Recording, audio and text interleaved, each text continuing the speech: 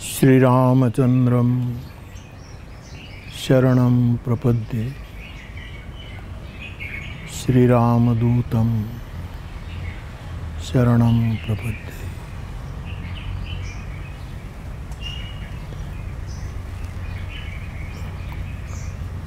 बाप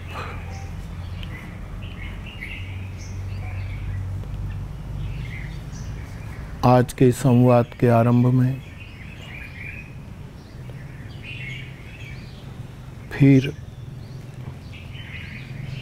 आप सभी को मेरा प्रणाम। जय सिया राम।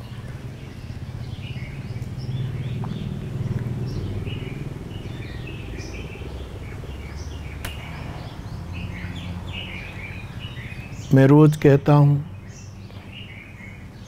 कि इन दिनों में चल रहा ये हमारा संवाद,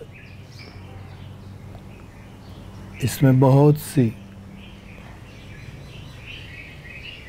जिज्ञासाएं आती रही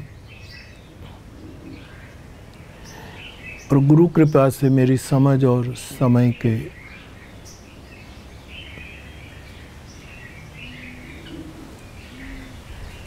संदर्भ में मैं आपसे संवाद करता रहा।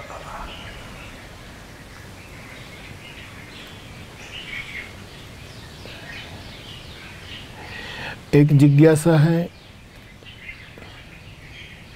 कि बापू, गीता में भगवान श्री कृष्ण ने स्पष्ट कहा है कि व्यक्ति कर्म किए बिना एक क्षण भी नहीं रह सकता।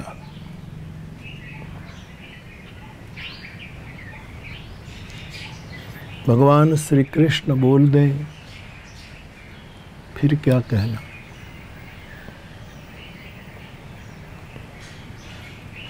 सही है, भगवान कृष्ण के वाक्य को किसी के सर्टिफिकेट की जरूरत नहीं है, लेकिन हम अपने जीवन की ओर देखें तो पता लगता है व्यक्ति बिना कर्म एक क्षण भी नहीं जी सकता, करता ही रहता है। हम सब जानते हैं कभी कभी हमारा शरीर कर्म नहीं करता, मानो बैठे हैं एक जगह कुछ नहीं करते,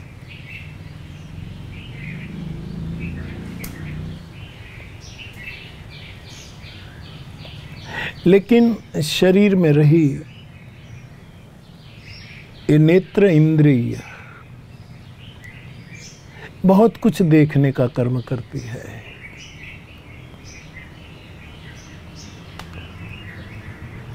हाथ और हाथ की उंगलियां सबके स्वभाव के अनुकूल कुछ न कुछ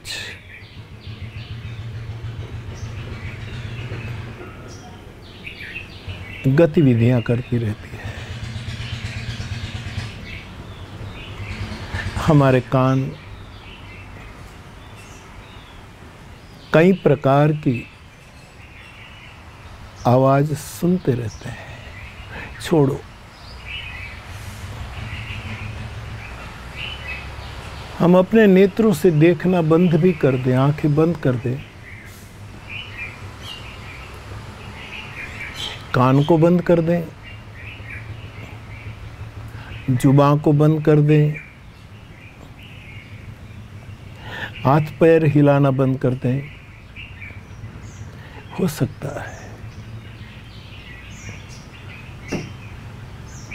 लेकिन इन सभी इंद्रियों को प्रेरित करने वाला मन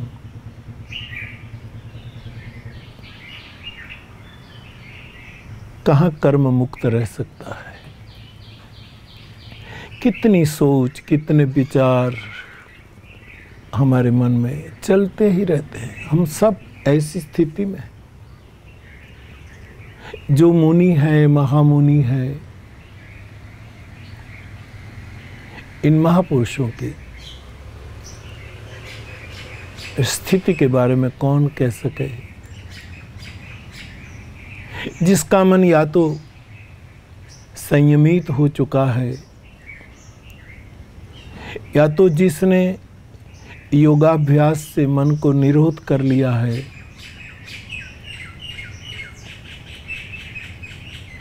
या तो वो अमन हो चुके हैं। इन बुद्ध पुरुषों की महिमा हम कैसे समझ सके, लेकिन हमारे जैसे लोग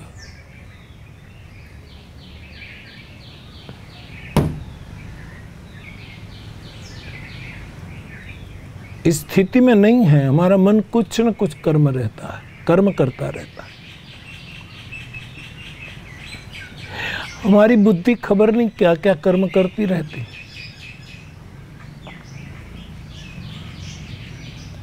हमारा चित्त भी और हमारा अहंकार भी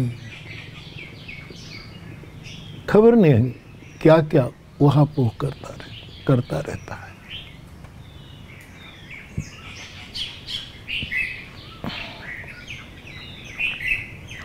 मैं समझता हूं कि इस पर बोलना बहुत आसान है, सुनने में शायद अच्छा भी लगे,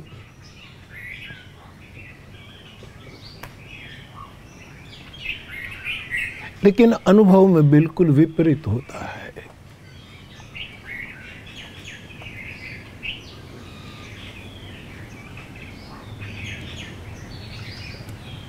कई ग्रंथों ने, कई महापुरुषों ने कर्म मीमांसा की है। कर्म के बारे में पूरा शास्त्र खोला है।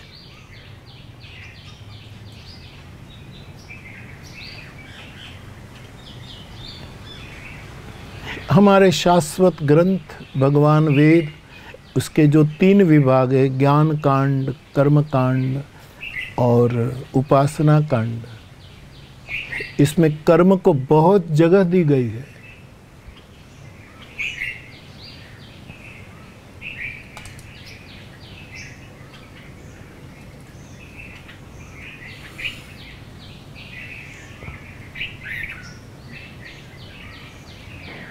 और भगवत गीता के आधार पर आपकी जिज्ञासा है तो भगवत गीता में भी कर्म के बारे में कितना प्रकाश डाला, और ये अंतिम सत्ता बोल रही है, इससे आगे तो कोई नहीं। परात्पर ब्रह्म भगवान श्री कृष्ण के वचन है।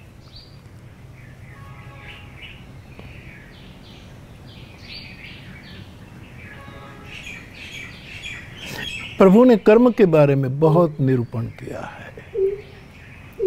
यद्यपि संतों से, विद्वानों से, मनीषियों से सुना है, पढ़ा है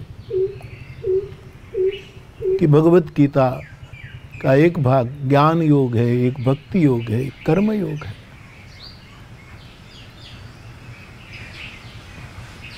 एक ज्ञान, भक्ति और कर्म की त्रिवेणी है।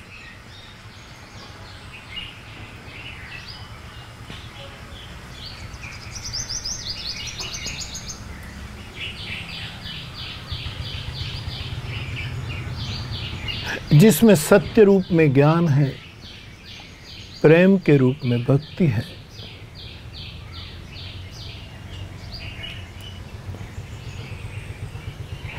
करुणा के रूप में आदमी द्वारा होती वैश्विक करुणा है, सहज नदी की तरह बहती।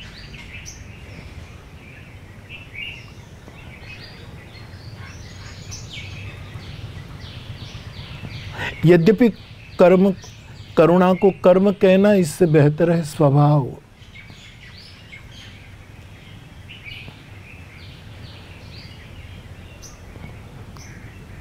कुछ दिन पहले मुझे एक श्लोक मिला था जिसमें साधु के स्वभाव की चर्चा की थी, मैंने रख लिया। मैं आपसे इस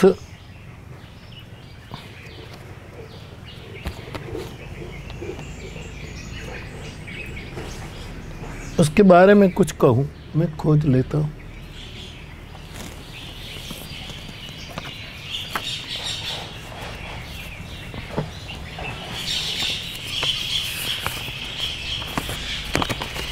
किसी ने किसी मनुष्य को पूछा कि आपकी दृष्टि में साधु की व्याख्या क्या है?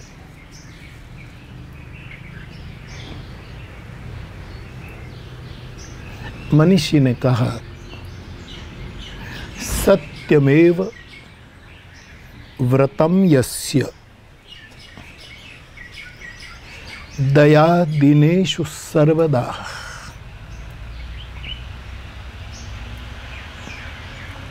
काम क्रोधो वशम यस्य स साधु कथ्यते बुधैहि। बड़ा सीधा सादा सरल ये श्लोक है।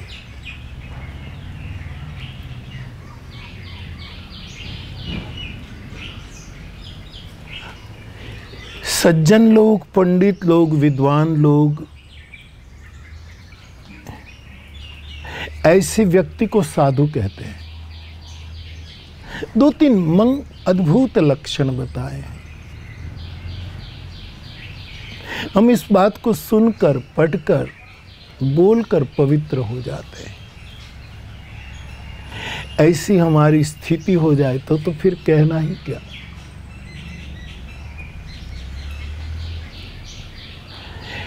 हमारे गोस्वामी जी ने विनय पत्रिका में कहा है, कबहू हो यही रहनी रहूंगो। हे हरि,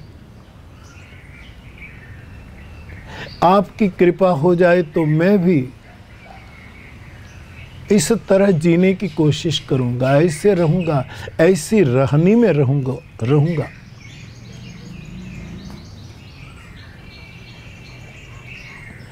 जो मेरा कर्म न हो लेकिन स्वभाव हो, जैसे साधु का। श्री रघुवीर कृपालु कृपाते संत स्वभाव गहोंगो।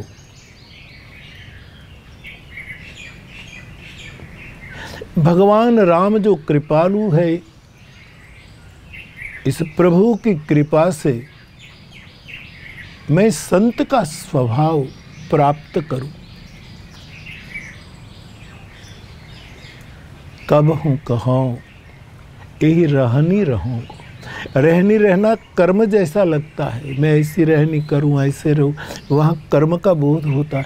लेकिन फिर गोस्वामी जी कहते, प्रभु कृपालु है, इसकी कृपा से मैं संत स्वभाव ग्रहण करूं। किसी पर बहुत हृदय भराया, आंसू गिरे, कुछ करने को जी किया, ये लगता है कर्म, लेकिन है साधु स्वभाव।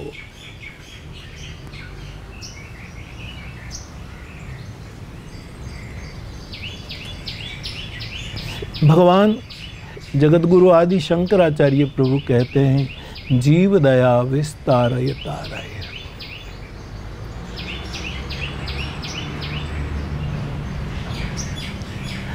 परिहरि देख जनित चिंता दुख सुख सम बुद्धि गहोंगो।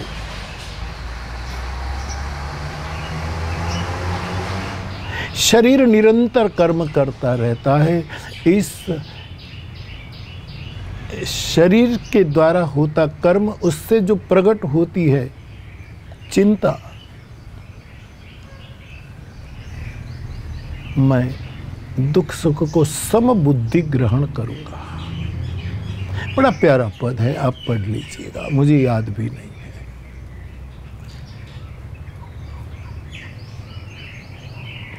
कौन है साधु?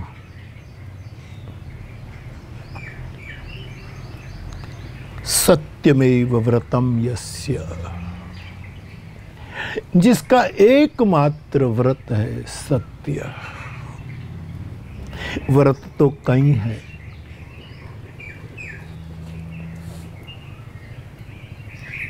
नेम व्रत धर्म आचार यज्ञ जप जाग, इस सब मानसिक रोगों से मुक्त होने के औषध बताए हैं मानस में।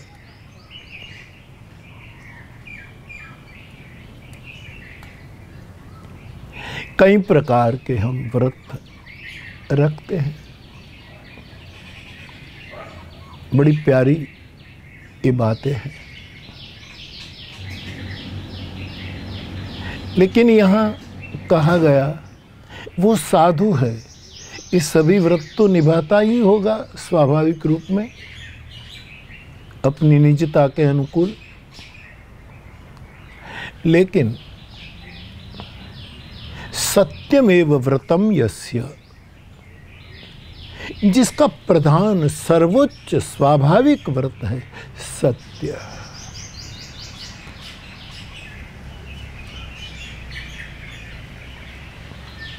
सत्य विचार, सत्य उच्चार, सत्य आचार।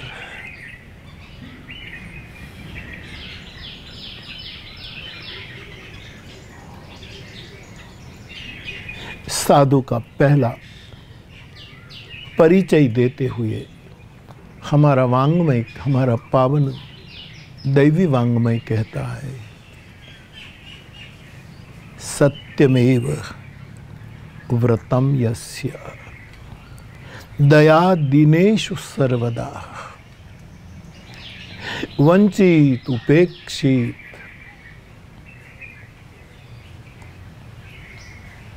अभावग्रस्त दीनहीन पीड़ित कातर ऐसे जन समुदाय पर जिसको कायम करुणा है, स्वाभाविक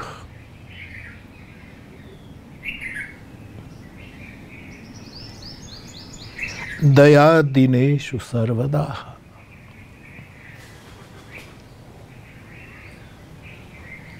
तो सत्य जिसका व्रत है, करुणा जिसका स्वाभाविक स्वभाव है, काम क्रोधो वशम यस्य, काम क्रोध आदि आवेग जिसके वश में है। साधु वो है जो काम और क्रोध के वश में नहीं रहता। ये दोनों षड विकार आदि जो साधु है उसके वश में रहता है।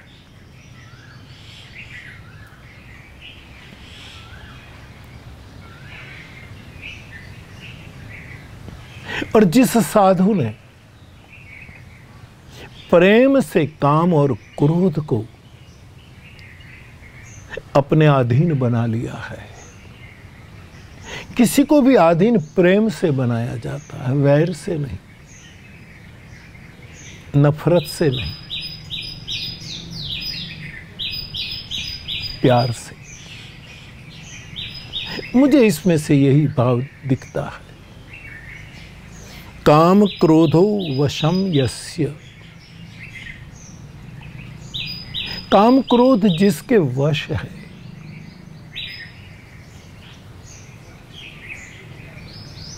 मां में प्रेम देखते ही बालक अपनी मां को लिपट जाता है।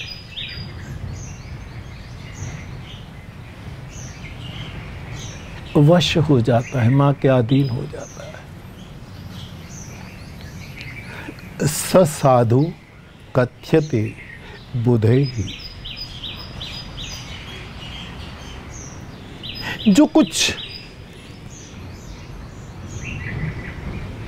बुद्धजन है,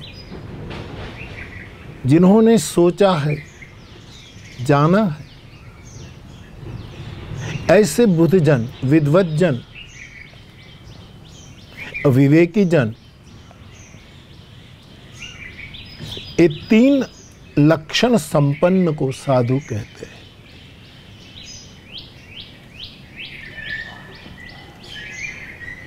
साधु की करुणा वैसे लगती है कर्म, जैसे कोई भूखा है, किसी ने अपनी रोटी खाए बिना उसको दे दी, तो ये रोटी देने का एक कर्म बन जाता है, लेकिन ये तत्वतः कर्म नहीं है, ये उसका सहज स्वभाव है।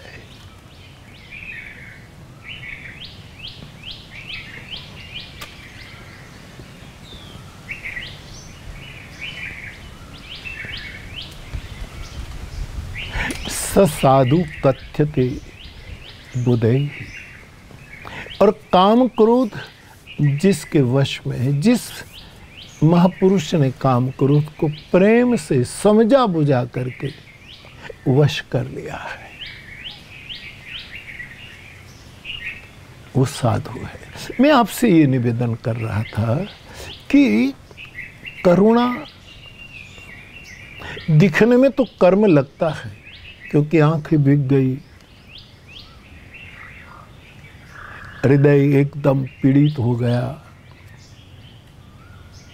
वाणी गदगद हो गई, गदगद गिरा नयन बह नीरा।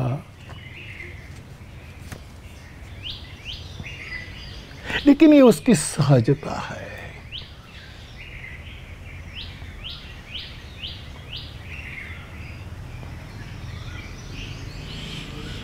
तो मैं आपसे आपकी जिज्ञासा के आधार पर निवेदन कर रहा हूं,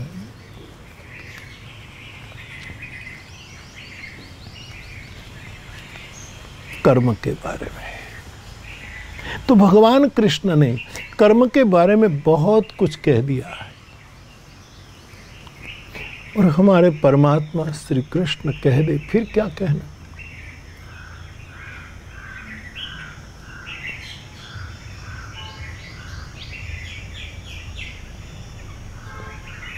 हमारे मानस में तो लिखा है, वो आदमी करता हुआ भी अकरता है। इससे कर्म हो ही नहीं सकता।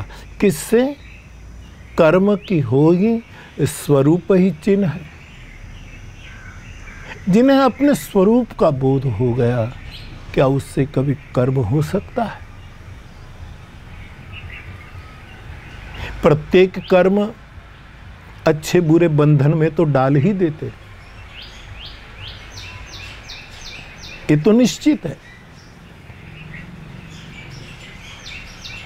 लेकिन जिसको स्वरूप का बोध हो गया, जिन्होंने अपने स्वरूप को, आत्म तत्व को समझ लिया, इससे क्या कर्म होगा?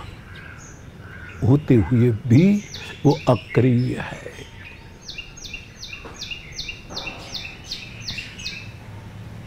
तो भगवान कृष्ण ने कर्म पर बहुत कह दिया है। मैं मेरे श्रोताओं को निवेदन करूं कि जिन जिन मनीषियों ने, महापुरुषों ने गीता पर भाष्य किया है, इनके भाष्यों को देखने से पता लगेगा कि क्या कर्म के बारे में विस्तार किया है।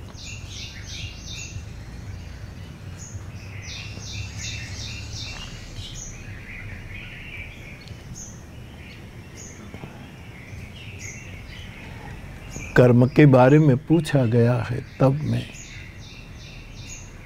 कह रहा हूं कि भगवान कृष्ण का वैसे आप जानते हैं कि भगवान कृष्ण ने कुछ सात्विक कर्म गिनाए हैं, कुछ राजसी गिनाए, कुछ तामसी। ये बड़ा विस्तार हो जाएगा। आप गीता का स्वाध्याय करके समझिए। न समझ में आए तो किसी महापुरुष का भाष्य पढ़िए।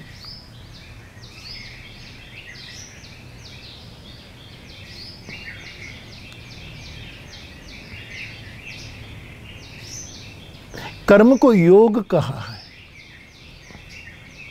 योगः कर्मसु कौशलम।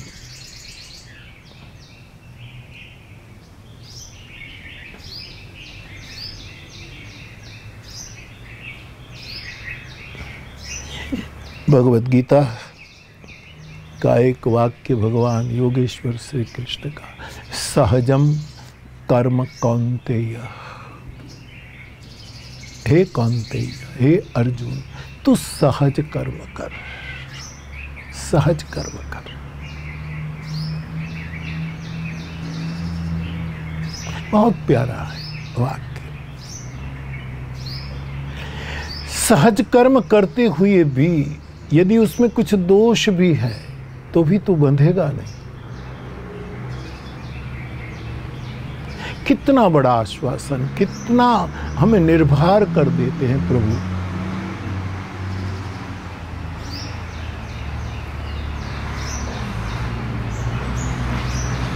मुश्किल है सहज कर्म। मैं और आप किसी न किसी कारणवश इतने असहज हो चुके हैं। मैं फिर एक बार कबीर साहब को याद करूं, साधो सहज समाधि चली। सहज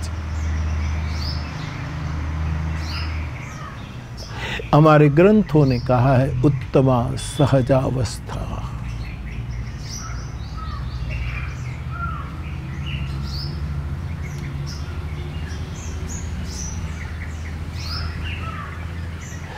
मैं तो केवल सुझाव देता हूं, संकेत करता हूं। गीता ने कर्म की बड़ी मीमांसा की है।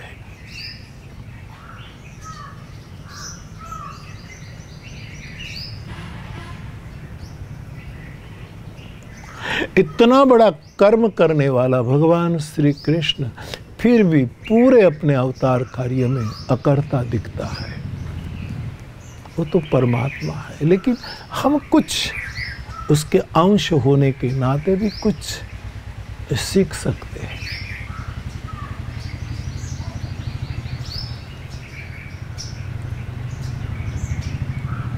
सहजम कर्म कौन्ते, ये टुकड़ा मुझे बहुत प्रिय लगता है।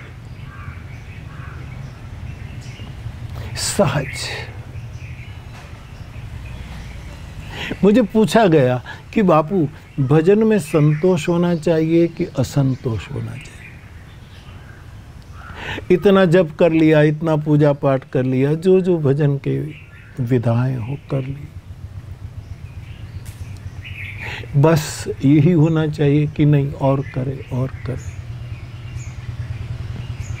मैंने सहज जवाब दिया कि भजन में संतोष और असंतोष शब्द निकाल दीजिए, भजन को हम श्वास बनाएं। सहज। क्या आप कह देंगे कि इतने श्वास लिए हमने, बस अब संतोष? ये संतोष मृत्यु है।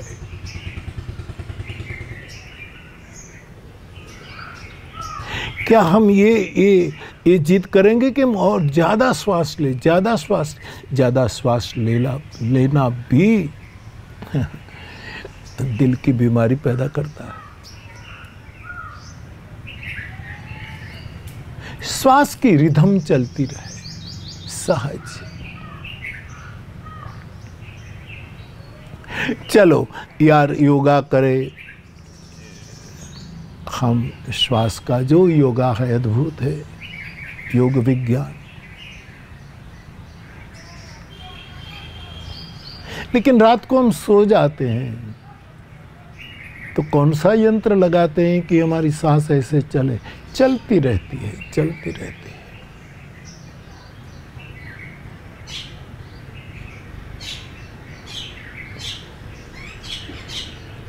भजन में संतोष असंतोष ये शब्द ठीक नहीं है मेरी दृष्टि। सहज।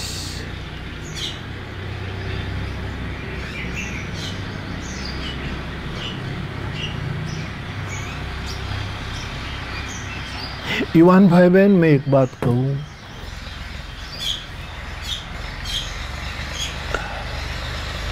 पढ़ने से पढ़ना चाहिए, शिक्षा लेनी चाहिए। आज का जो विज्ञान हमें बताता है उस सब में विवेक से आगे बढ़ना चाहिए। लेकिन सभी वस्तु पढ़ने लिखने से नहीं समझ में आएगी। कुछ छूट जाती है जिसका कोई उपाय कहीं नहीं मिले, वो समझ में आएगा भजन से।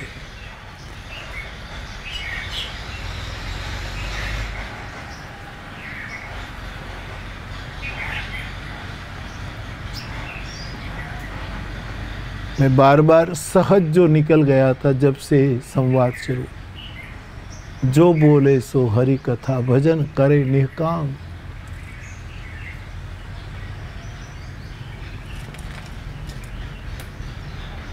तो सहजम कर्म कौन्तेय, सहज कर्म, जैसे सांस चलती है।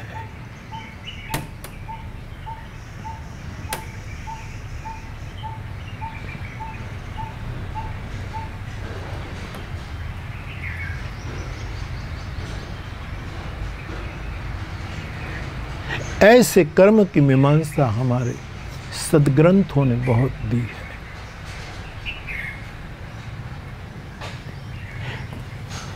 तो कर्म के बिना हम एक क्षण भी नहीं रह सकते, ऐसा ध्रुव सत्य जब स्थापित हुआ, तब कर्म को योग कैसे बनाएं?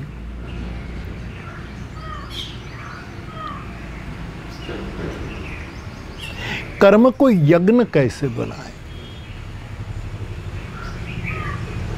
हमारा प्रत्येक कर्म यज्ञ हो जाए, कितना अच्छा रहेगा।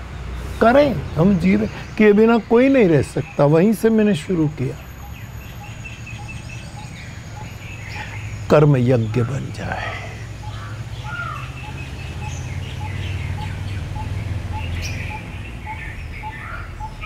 ग्रंथों ने, मनीषियों ने, महामुनियों और साक्षात परमात्मा ने बहुत कुछ कहा है, हम क्या कहें।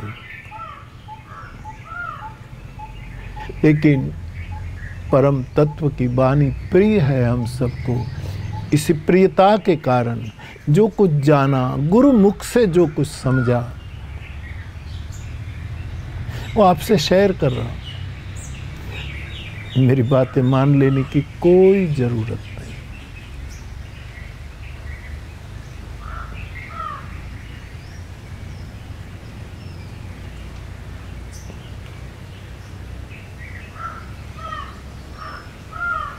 मुझे बराबर याद है सालों पहले का वक्तव्य, ये बीज के रूप में मेरे दिल में आज प्रकट हो रहा है।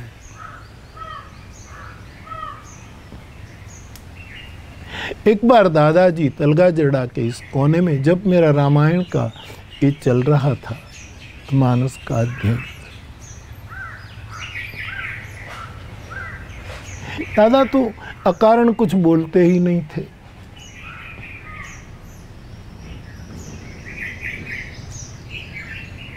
जैसे पंच दोहे का 5 दोहा नित्य चलता था,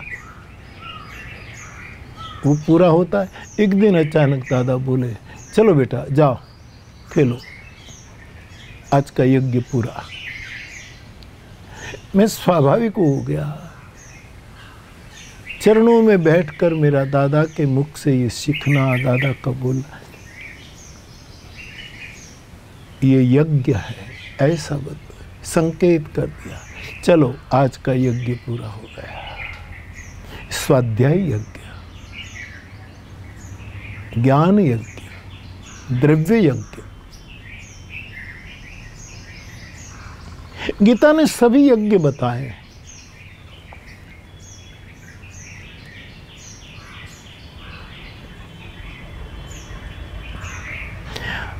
हम और आप मिलकर के बाप इस विज्ञान के माध्यम से संवाद करें कि मैं फिर एक बार कहूँ, प्लीज़ मान लेने की ज़रूरत नहीं है। मैं कोई अथॉरिटी नहीं हूँ, अथॉरिटी नहीं कि मेरी बात प्रमाण है। प्रमाण तो परमात्मा की बातें होती हैं।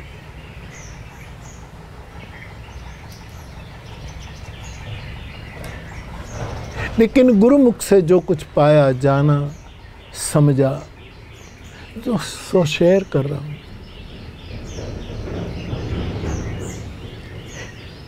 इस दृष्टि से हम कर्म करें, मैं और आप, करना तो पड़ेगा, तो कर्म यज्ञ बन जाएगा। पहला सूत्र, युवान भाई बहन, पढ़ो, लिखो, दफ्तर जाओ, किसानी करो, जो भी कर्म करो,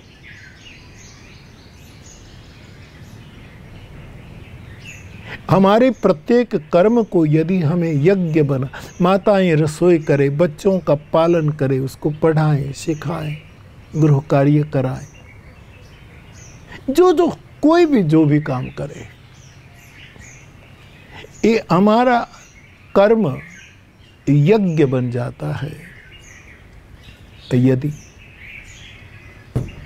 अहंता और ममता को छोड़कर किया जाए। निर्मम और निरअहंता बनकर ममता को छोड़कर किया जाए, इसका मतलब है ये मेरे लिए नहीं है, न ममा, इस समष्टि के लिए है।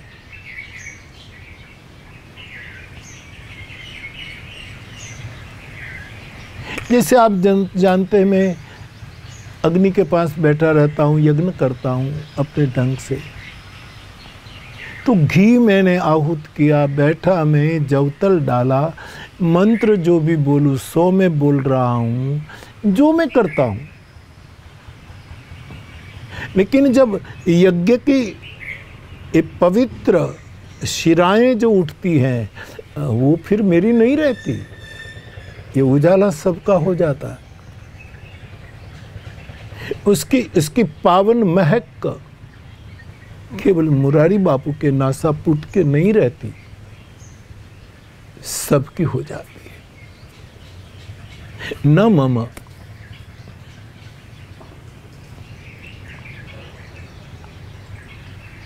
अहंकार और ममता के बिना किया हुआ प्रत्येक कर्म तलगा जरड़ा की दृष्टि में जो मैं समझा हूं यज्ञ है।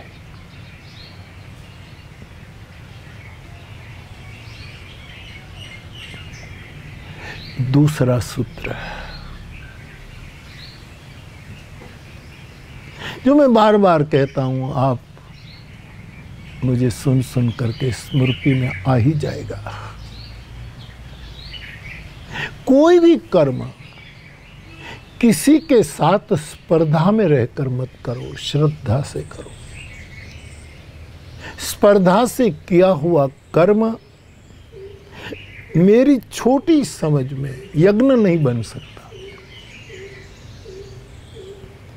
श्रद्धा से किया हुआ कर्म यज्ञ बन जाता है। देखो, श्रद्धा करने से हम जय भी प्राप्त कर सकते, किसी को हरा दे, चलो हो सकता है। जैसे घोड़ों की रेस हो, स्पर्धा में एक घोड़ा आगे निकल गया,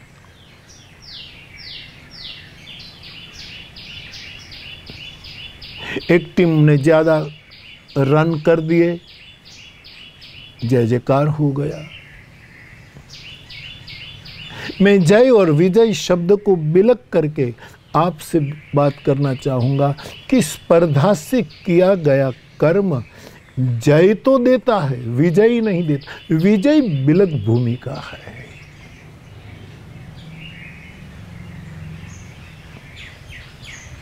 विजय तो देता है, श्रद्धा से किया हुआ कर्म करना तो पड़ेगा, क्यों श्रद्धा से न करें। इससे भी सरल करूं मेरे बाप, कर्म नीति से करो। जो भी कर्म करे नीति और प्रामाणिकता से करे, बस यज्ञ हो जाएगा। थोड़ी कमाई भले कम हो, थोड़ा लाभ कम हो, बहुत बड़ा लाभ परमात्मा ने दिया है, मानव तन। कर्म नीति से हो। 3 ही सूत्र याद रखे, मैं लंबा तो बोलूंगा, लेकिन आप 3 सूत्र। कर्म नीति से करे और कर्म रीति से करे। जो कर्म जिस ढंग से करना चाहिए उसी को ही योगः कर्मसु कौशल कहते हैं। उसकी एक रीत होती है, एक पद्धति होती है, इसी पद्धति से चले।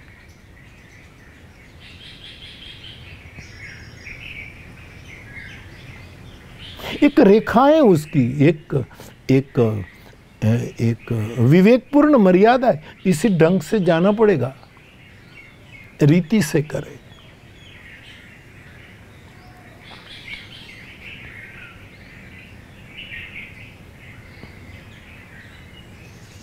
कर्म नीति से करे, कर्म रीति से करे और कर्म प्रीति से करे, प्रेम से करे। एक शिक्षक क्लास में कर्म, पढ़ाई का कर्म प्रेम से करे।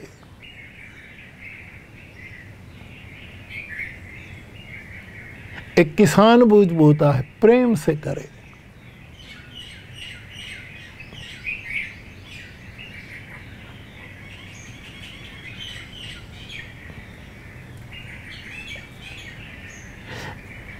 हमारा कर्म स्पर्धा से न हो, श्रद्धा से हो। हमारा कर्म कर्म यज्ञ बन जाएगा।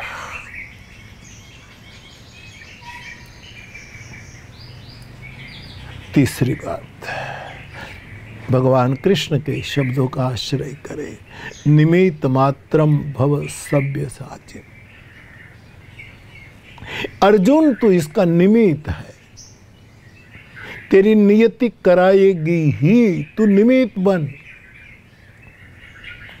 भाग नहीं जाग।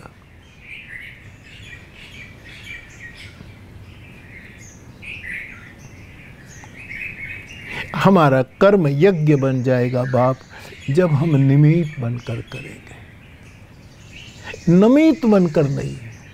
चलो करते हैं, आपने कहा तो करना पड़ता है, ठीक है, बार बार बोलते हैं तो करें, ऐसे मरे मरे नहीं। मुझे इस कर्म के लिए परमात्मा ने, अस्तित्व ने निमित्त बनाया है, तो मैं निमित्त बनकर कर्म करूं।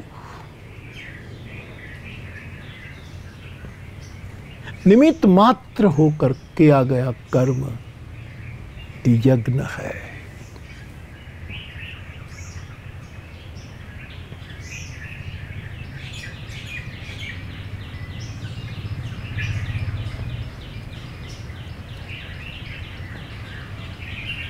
जो कर्म किसी ने मानो किसी का बुरा कर दिया, फिर कोई मन में ठान ले कि मैं दिखा दूंगा, तो कोई भी कर्म जो बदला लेने की भावना से किया गया तो वो बंधन है। बलिदान की भावना से किया गया वो यज्ञ है। इस यज्ञों में बलि की बातें आई ना, बलिदान यानी हम बदला नहीं ले। दक्ष ने मानस में यज्ञ किया, शिव से नाराज थे एक बदला लेने के लिए।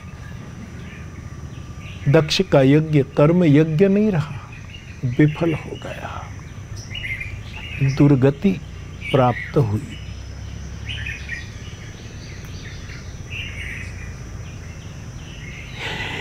ये अध्यात्म की केवल ऊंची ऊंची बात नहीं है मेरे फ्लावर्स, ये जीवन में पल पल जीने की बात है। आप ये न समझ ले कि ओहो इतनी बड़ी ऊंची बातें, ये तो हम कहाँ कर, नहीं नहीं नहीं, ये जीने की कला है।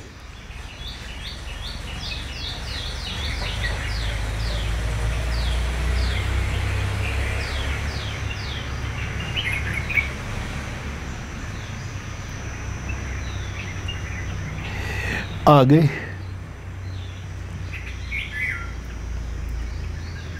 आसक्ति मुक्त होकर कर्म करें।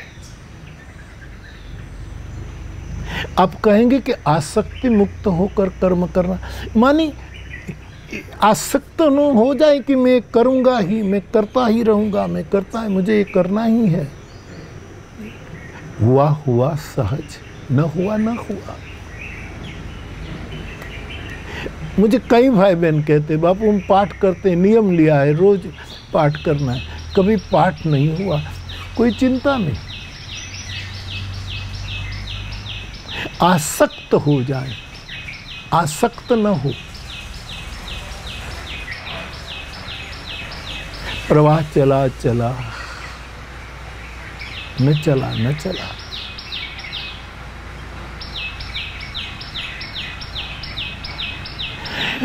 इस वृत्ति का निर्माण करके यज्ञ करना वो कर्म यज्ञ है।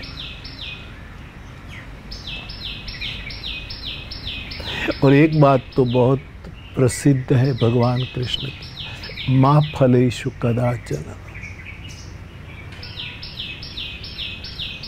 तेरा अधिकार मात्र कर्म में है, फल में नहीं।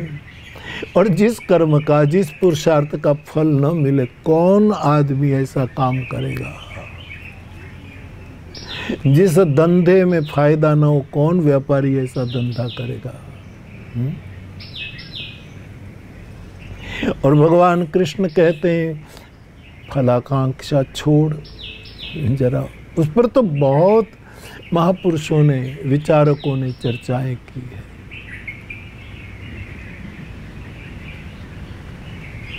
मैं तो इन गहन बातों में प्रवेश नहीं कर सकता, हमारी औकात।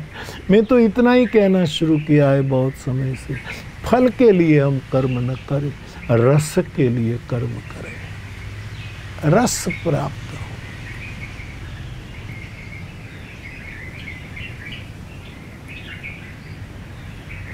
फल न मिले, मैं करूं बस।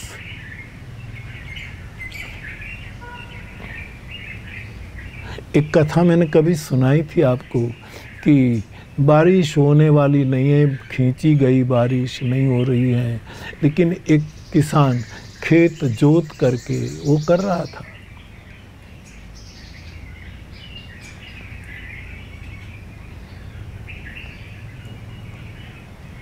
किसी ने कहा कुछ होने वाला नहीं, तू क्यों करता है? बोले होने वाला हो न हो, मैं मेरा काम करूं, मेरा यज्ञ करूं। एक ऋषि यज्ञ है। ऐसे ही करते देखकर कुछ मयूर पक्षी, मोर पक्षी गहकने लगे, आवाज करने लगे। बादल चढ़े नहीं, कुछ नहीं है, फिर भी वो गहकने लगे। मयूर ने सोचा कि कुछ होने वाला नहीं, फिर भी किसान हल जोत रहा है तो कुछ होने वाला नहीं, चलो हम गहके, कुछ हो इसीलिए ही करें।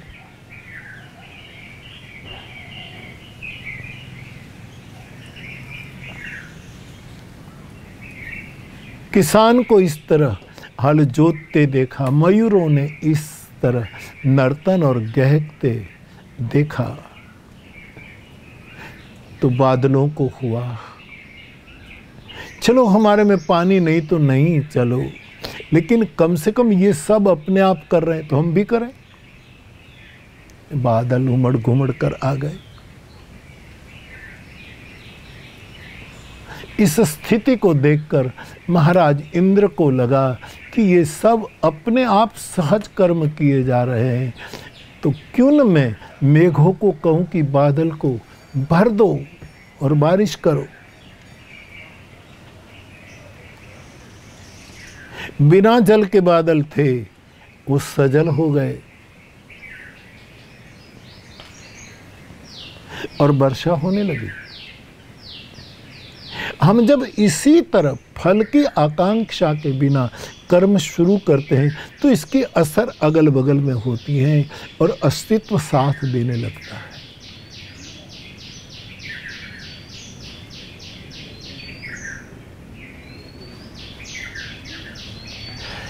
आसक्ति मुक्त कर्म यज्ञ है।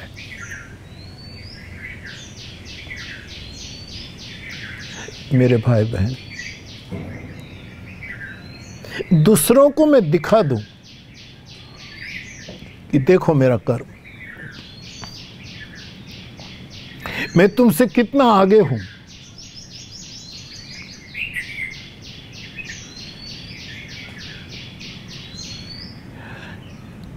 तत्वतः हम न भी हो तो भी कुछ ऐसा वो करके हम ये दंभ को पोषे। इसी तरह किया दंभ युक्त कर्म यज्ञ नहीं बन सकता। दंभ मुक्त कर्म ये यज्ञ है।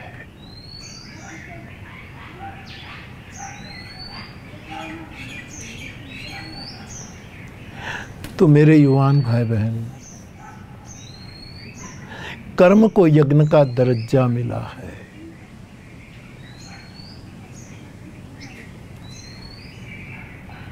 रस के लिए यज्ञ करें,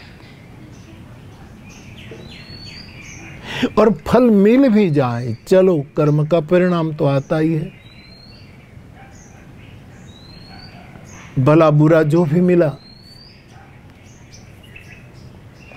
मैं इतना ही कहूं मेरे फ्लावर्स को, बुरा फल आए खुद भोग लो, भला परिणाम आए बांट के खाओ। तेन त्यक्तेन भुंजिथा।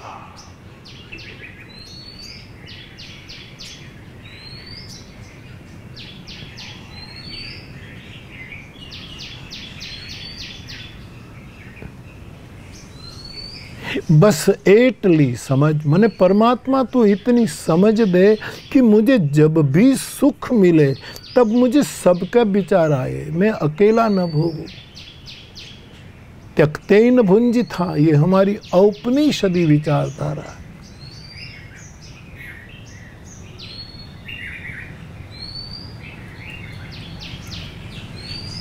त्यागी ने भोग भी जानो,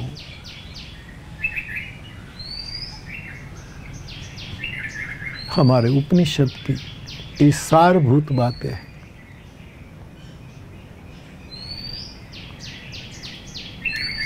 तो बाप आओ हम कर्म को यज्ञ बनाएं।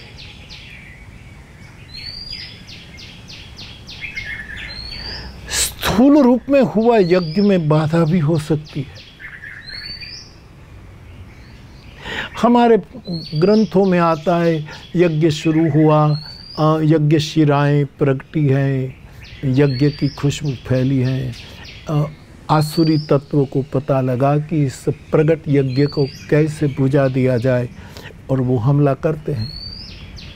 तो जो प्रगट यज्ञ है वो, लेकिन इस तरह का जो सहज कर्म का जो यज्ञ है उसकी रक्षा तो राम लक्ष्मण करता है। भगवान राम विश्वामित्र जी को कहते हैं कि आपका यज्ञ आज तक खंडित रहा, अब चिंता न करो, निर्भय यज्ञ करो तुम जाई।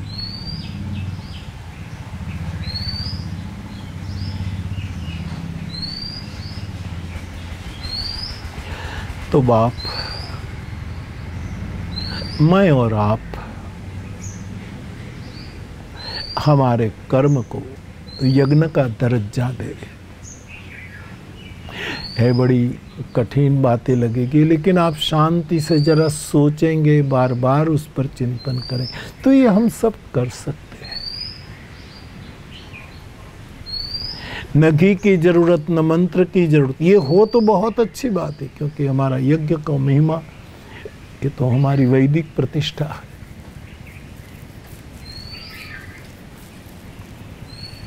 जो भी हमारा पेशा है, जो भी हमारा वो है, इसी को हम यज्ञ बनाए। सहज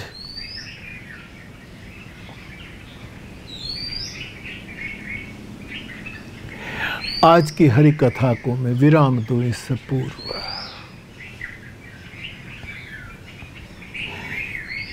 मैंने पढ़ी हुई एक बात आपको सुना दूं।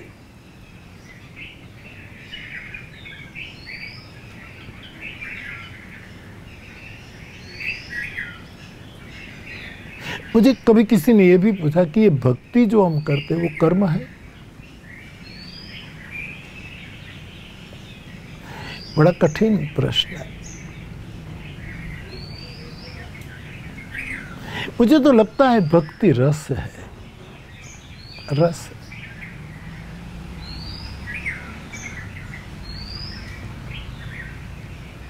हरिपद रति रस वेद बखाना।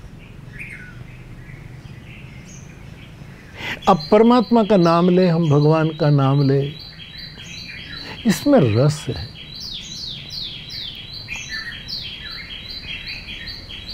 मंत्र जाप मम दृढ़ विश्वासा, ये भजन का एक प्रकार है। ये भजन है, भक्ति है। इसमें 3 प्रकार के रस है। हरि नाम ले तो इसमें आम रस है, आम रस।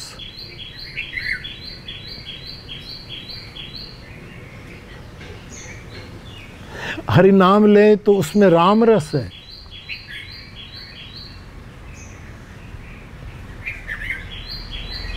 राम रस। हरि नाम स्वयं नाम रस है। तो आप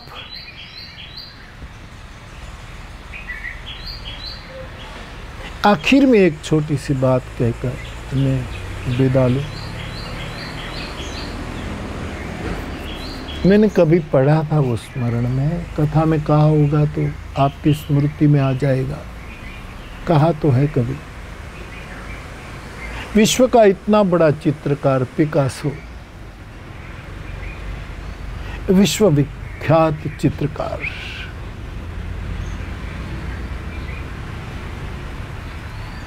वो एक चित्र बना रहा था।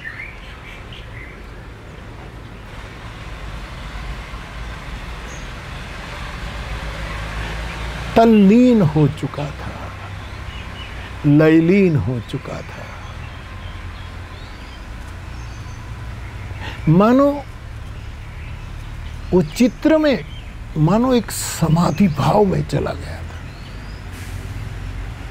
कैनवास है, रंग है, पीछे है, रंग के कटोरे हैं, सब अपना अपना काम हो रहा है, लेकिन वो तल्लीन है। मुझे ये बात बड़ी प्रिय लगती है, आपको भी प्रिय लगेगी, सुनी होगी तो स्मरण में आएगी। एक आदमी आया, वो लीन था। उसने कहा, महाशय, ये चित्र बनाने का कारण क्या है? क्या वजह है क्यों बनाते हो? वो तो डूबा हुआ था, उसने सुना भी नहीं।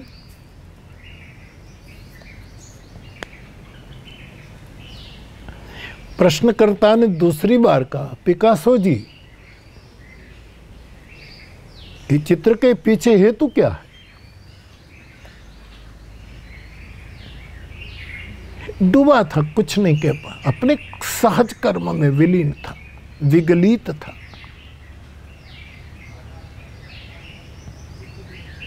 उस आदमी ने तीसरी बार पूछा, क्या वजह है इस चित्र बनाने की, बताइए। फिर भी वो डूबा रहा, लेकिन जब चौथी बार पूछा तो पिकासो से रहा नहीं गया। मैंने ऐसा पढ़ा, पिकासो ने अपने दोनों हाथ अपने सिर पर जोर से पछाड़े, सिर कुटा। उसने कहा, ये क्या है? बोले, ये पहाड़ जो है उसके सिर पर जो घास है, तिनके हैं, इस पहाड़ को तो तुमने कभी नहीं पूछा कि अपने सिर पर इस घास को क्यों रखते हो? पूछा कभी? ये नदी जो बह रही है उसको आपने कभी नहीं पूछा कि तू क्यों बहती है, वजह क्या है? ये पक्षी जो चहचहाट कर रहे हैं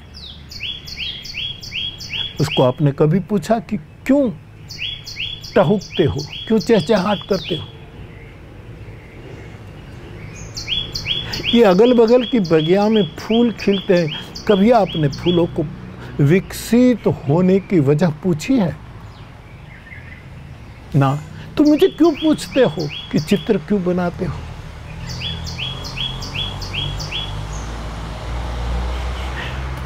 पृच्छक को बोध हो गया, पिकासो के चरण पकड़ लिया।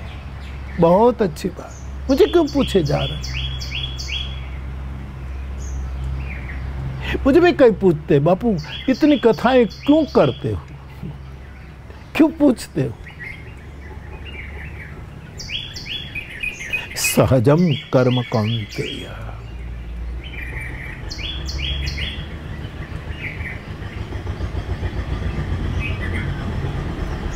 पिकासो की बात आज के कर्म को यज्ञ बनाने में हमें बहुत मदद करेगी, हम करेंगे।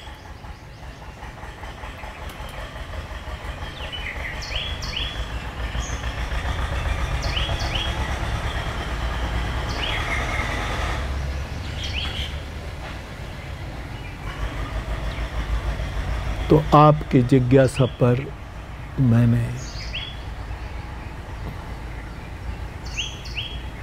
तलगाजरड़ी दृष्टि में संतों का, ग्रंथों का और साक्षात परमात्मा श्री कृष्ण के परम वचनों का आश्रय लेकर आपके सामने कर्म को यज्ञ कैसे बनाया जाए इसका संवाद किया।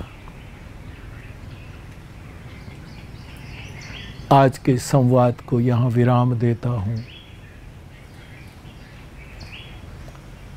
सर्वे भवन्तु सुखिनः, सर्वे सन्तु निरामयाः।